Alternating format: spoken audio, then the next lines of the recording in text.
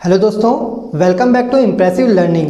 तो हम कवर कर रहे थे उत्तराखंड हिस्ट्री में चंद राजवंश को, जिसमें प्रीवियस लेक्चर में हमने 3 शासकों के बारे में कवर किया था, जिसमें सबसे पहला शासक था भारती चंद, दूसरा शासक था रतन चंद और तीसरा जो शासक हमने कवर किया था वो था कीर्ति चंद। तो इन 3 शासकों के पश्चात, इन 3 चंद राजवंशों के शासकों के पश्चात आज हम अन्य 2 शासकों के बारे में जानेंगे जो कि चंद राजवंश से संबंधित रहेंगे। तो इसमें जो सबसे पहला शासक हमारा रहेगा आज का, वो रहेगा भीष्म चंद। ठीक है, पहला जो शासक रहेगा वो रहेगा भीष्म चंद, जिसे भीकम चंद भी कहा जाता है। भीकम चंद भी जिसे कहा जाता है, तो भीष्मचंद कहें या फिर भीकम चंद कहें, दोनों चंद राजवंश के ही एक शासक रहे हैं। अब देखिए यहाँ पर भीष्मचंद की सबसे पहले बात करते हैं शासनकाल के बारे में कि इसने कितने से कितने वर्षों तक शासन किया। देखिए इसके जो शासनकाल की हमें जानकारी है, वो जो जानकारी हमें मिलती है वो 2 स्रोतों के आधार पर मिलती है। पहला जो स्रोत हमारा कहता है वो कहता है कि इसका जो शासनकाल रहा था वो 1511 ईस्वी से 1533 ईस्वी तक रहा था। तो कुछ इतिहासकारों का इसमें मानना है कि जो इसका शासनकाल रहा था, जो भीष्मचंद का शासनकाल रहा था, वो कब से कब तक चला था, वो 1511 ईस्वी से 1533 ईस्वी तक रहा था। और दूसरे जो इतिहासकार हैं, कुछ इतिहासकार यह भी कहते हैं कि इसका शासनकाल जो रहा था वो 1555 ईस्वी से 1560 ईस्वी तक रहा था। तो 1555 ईस्वी से 1560 ईस्वी तक। ठीक है, ये जो दूसरा मत हमारे पास है जिसमें 1555 ईस्वी से 1560 ईस्वी इसके शासनकाल का वर्ष बताया गया है, इसमें हमारे 2 इतिहासकारों के नाम आते हैं, जिसमें सबसे पहले जो इतिहासकार हैं वो हैं बद्रीदत्त पांडे। बद्रीदत्त पांडे, ठीक है, और जो दूसरे इतिहासकार हैं वो हैं एटकिसन। ठीक है, तो 2 इतिहासकार के नाम यहाँ पर आते हैं जो ये कहते हैं कि जो इसका शासनकाल रहा था वो 1555 ईस्वी से 1560 ईस्वी तक रहा था, जिसमें सबसे पहले इतिहासकार हो जाते हैं बद्रीदत्त पांडे और दूसरे जो इतिहासकार होते हैं वो हैं एटकिसन। तो बद्रीदत्त पांडे और एटकिसन के अनुसार इसका जो शासनकाल माना गया है वो 1555 ईस्वी से 1560 ईस्वी तक माना गया है। तो इस 1555 ईस्वी से 1560 ईस्वी को ही हम यहाँ पर लेकर चलेंगे। तो भीष्मचंद का जो शासनकाल रहेगा वो कब से कब तक रहेगा, वो रहेगा 1555 ईस्वी से 1560 ईस्वी तक। ठीक है, तो 1555 ईस्वी से 1560 ईस्वी तक। ठीक है, तो जिस समय देखिए अब हमने भीष्मचंद से पहले भारती चंद को कवर किया था, और भारती चंद में मैंने आपको बताया था कि जब भारती चंद शासक बनता है तो उसी के पश्चात ये क्या करता है, नेपाल में आक्रमण कर देता है, और उस समय नेपाल का जो शासक रहता है वो नागमल्ल रहता है। तो सर्वप्रथम भारती चंद जब नेपाल पर आक्रमण करता है तो वह इस नागमल्ल को पराजित करता है। ठीक है, किसे पराजित करता है, नागमल्ल को पराजित करता है। अब जब ये नागमल्ल को पराजित कर देता है तो उसी के पश्चात जो डोटी क्षेत्र था, जो नेपाल का क्षेत्र था, वहां के शासक ये चंद राजवंश के शासक बन जाते हैं। अब यहाँ नेपाल में कौन राज करता है, इस नागमल्ल की जगह नेपाल में चंद शासक राज कर रहे होते हैं। ठीक है, चंद शासक राज कर रहे होते हैं। पर जब भीष्मचंद अपने शासनकाल में आता है, देखिए जब भीष्मचंद अपने शासनकाल में आता है तो उसके टाइम पीरियड में भी चंद राजवंशों का नेपाल में शासन रहता है। ठीक है, नेपाल में शासन किसका रहता है, चंद राजवंशों के ही शासकों का रहता है। अब यहाँ पर 1556 ईस्वी के आसपास, 1556 ईस्वी के आसपास नेपाल में विद्रोह शुरू हो जाता है इन चंद राजवंशों के शासकों के खिलाफ। ठीक है, 1556 ईस्वी में नेपाल में चंद राजवंशों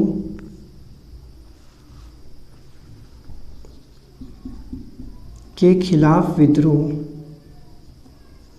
ठीक है, तो 1556 ईस्वी में क्या होता है, विद्रोह शुरू हो जाता है चंद राजवंशों के खिलाफ नेपाल में। इसी समय यह जो भीष्मचंद्र होता है यह अपने पुत्र कल्याण चंद्र को इस विद्रोह को दबाने के लिए नेपाल भेजता है। ठीक है, तो यहाँ से हमें एक बात पता चली कि जो भीष्मचंद्र था उसका जो पुत्र था वो कौन था, वो कल्याण चंद्र रहा था। और यह इस नेपाल के विद्रोह को दबाने के लिए अपने पुत्र कल्याण चंद्र को नेपाल में भेजता है ताकि जो विद्रोह चल रहा है चंद राजवंशों के खिलाफ वो विद्रोह दब जाए। अब देखो, जब यह अपने पुत्र कल्याण चंद्र को नेपाल भेजता है तो ठीक उसी समय जो पाली का क्षेत्र होता है, स्थूनरा का क्षेत्र होता है, उन क्षेत्रों में भी विद्रोह शुरू हो जाता है। तो इसके पश्चात पाली और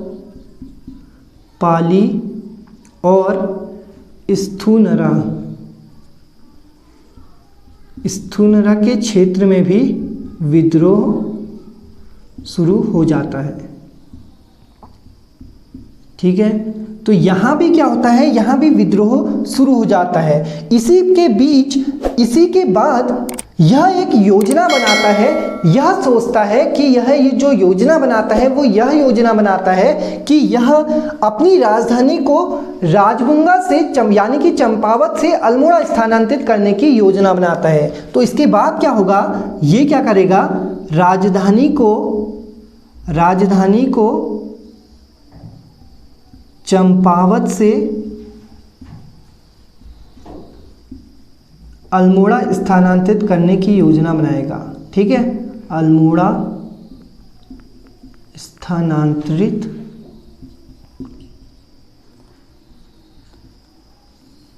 करने की योजना। तो इसके बाद ये क्या करता है, अपनी राजधानी को राजबुंगा, जो इसकी राजधानी थी चंपावत क्षेत्र, वहां से ये अपनी राजधानी को अल्मोड़ा स्थानांतरित करने की योजना बनाता है। तो इसी के साथ साथ जो चंद राजवंश का पहला शासक था भीष्मचंद्र, जिसने अपनी राजधानी चंपावत से अल्मोड़ा बनाने की योजना बनाई। तो यहाँ पर एक पॉइंट बनता है, चंद राजवंश का पहला शासक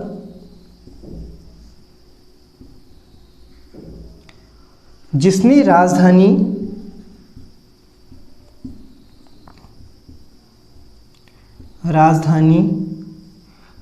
चंपावत से अल्मोड़ा स्थानांतरित करने की योजना बनाई।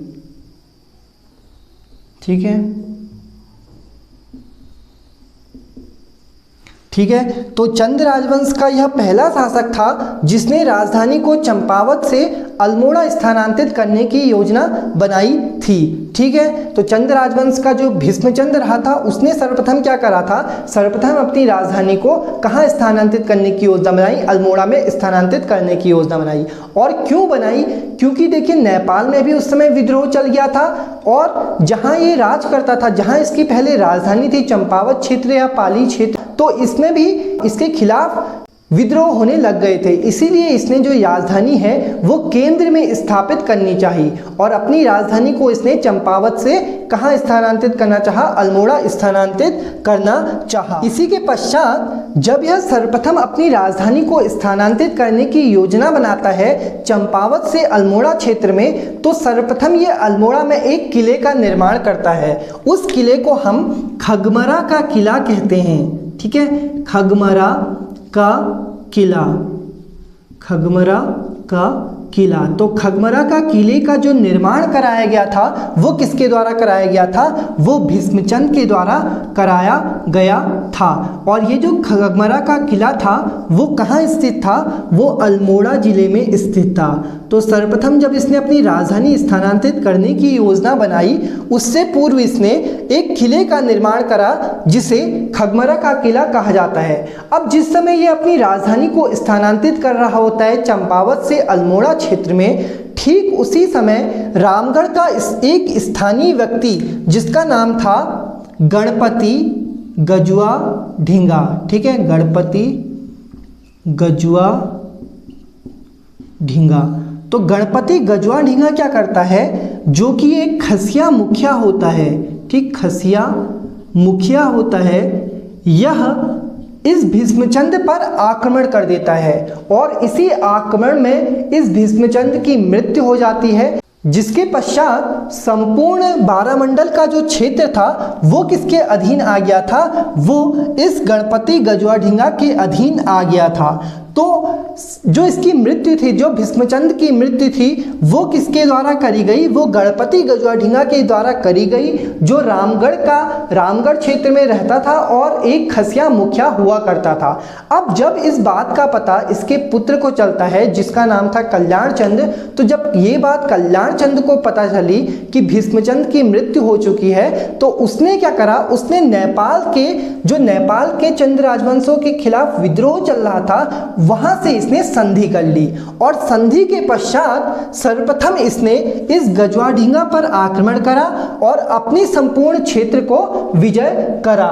तो इसके बाद जो शासक बनता है वो बनता है कल्याण चंद्र। तो भीष्मचंद्र के बाद अब हम कवर करते हैं कल्याण चंद्र को। कल्याण चंद्र को बालू कल्याण चंद्र भी कहा जाता था। इसकी जो हमें जानकारी मिलती है, जो इसकी जानकारी का स्रोत है वो मैं आपको बताता हूं। जानकारी का स्रोत, तो इसकी जो जानकारी का स्रोत है वो कल्पानी गाड़ भेटा पिथौरागढ़ है। ठीक है, कल्पानी गाड़ भेटा पिथौरागढ़। ठीक है, कल्पानी गाड़ भेटा पिथौरागढ़ में एक ताम्राभिलेख प्राप्त हुआ जिससे इस बालू कल्याण चंद्र की हमें जानकारी प्राप्त होती है। इस कल्पानी गाड़ भेटा पिथौरागढ़ में सर्वप्रथम इसको एक उपाधि से बताया गया है। जो इसकी उपाधि बताई गई है इसमें वो है महाराजाधिराज श्री कल्याण चंद्र देव। तो इसकी जो उपाधि बताई गई है पिथौरागढ़ ताम्राभिलेख में, इस ताम्राभिलेख में इसकी एक उपाधि का जिक्र करा गया है, जो उपाधि है महाराजाधिराज श्री कल्याण चंद्र देव उपाधि से इसे बताया गया है। इसी के बाद जो इसी ताम्रपत्र में इसके जो शासनकाल की वर्ष बताया गया है वो 1545 ईस्वी से 1565 ईस्वी तक बताया गया है। तो 1545 ईस्वी से 1565 ईस्वी तक जो शासनकाल रहा था वो किसका रहा था, वो इस बालो कल्याण चंद्र का रहा था। तो सर्वप्रथम जब यह शासक बनता है, जब यह चंद राजवंश का शासक बनता है, तो यह अपने पिता की इच्छा को पूर्ण करता है। ठीक है, जो इसके पिता की इच्छा रही थी कि जो राजधानी है वो चंपावत से अल्मोड़ा स्थानांतरित करे जाए, तो सर्वप्रथम यह वही कार्य करता है। सर्वप्रथम ये क्या करता है, राजधानी जो कि चंपावत थी इसको अल्मोड़ा स्थानांतरित करता है।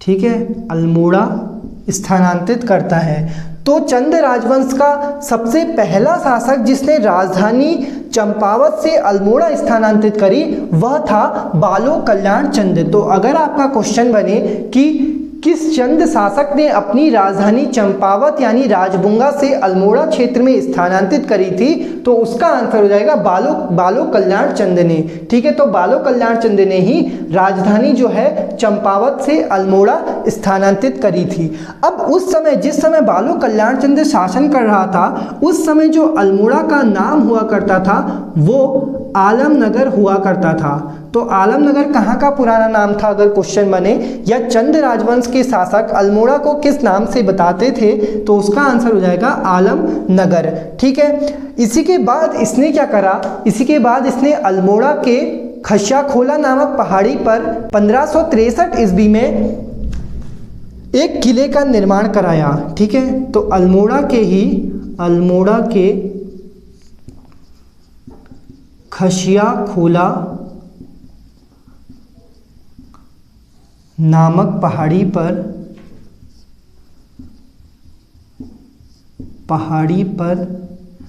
1563 ईस्वी में नैल के पोखर में, ठीक है, जो नाम यहाँ पर है वो है नैल के पोखर में। नैल के पोखर में एक किले का निर्माण कराया, एक किले का निर्माण कराया।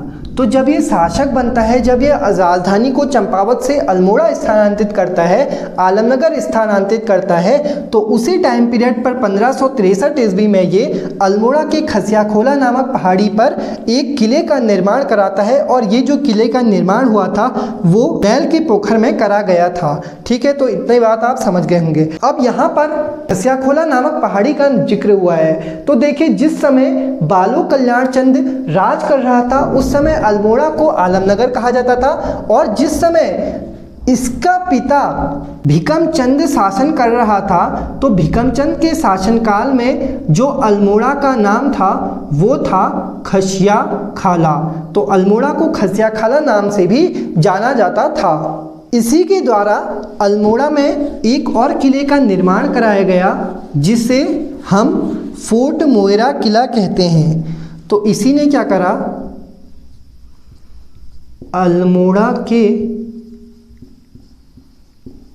पलटन बाजार में स्थित अल्मोड़ा के पलटन बाजार में स्थित लाल मंडी किले का निर्माण कराया।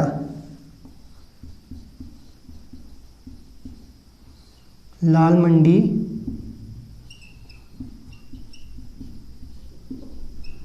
किले का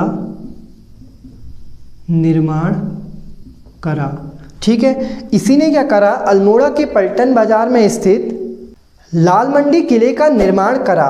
और इसी लाल मंडी किले को हम फोर्ट मोइरा किला भी कहते हैं। Fort Moira